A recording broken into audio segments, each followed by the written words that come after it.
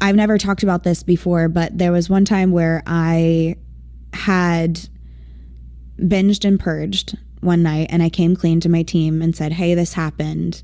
You know, I snuck out of my hotel room because they didn't let me have phones in my hotel rooms because they didn't want me to call room service. I didn't have food in my hotel room, like snacks in the mini bar, because they didn't want me to eat the snacks.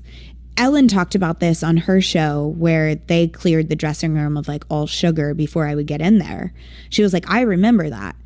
And they, after I told them what had happened, my security guard walked by my room or was made aware that they like barricaded me into my hotel room. They put furniture outside of my door so that I couldn't get out and sneak out and eat if I wanted to. And so it was that level of controlling when it came to my food, which just made my eating disorder worse. One time I said, I'm throwing up blood.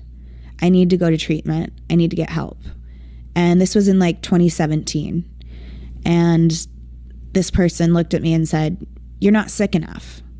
And I think that was his way of saying like, no, you're not going back to treatment because if you do, this will look bad on me. And so I didn't go back into treatment. And less than a year later, I ended up overdosing. And so I think it was just like, I felt trapped. I felt like I couldn't get out of the situation. And my way of like blowing everything up was relapsing on drugs and alcohol. Because they always said, if you use, we're out. And I was like, all right, time to get out. Bye.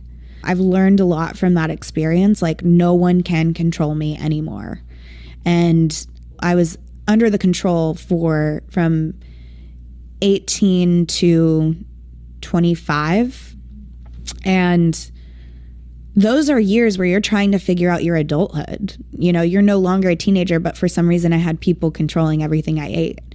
You know, my business decisions were always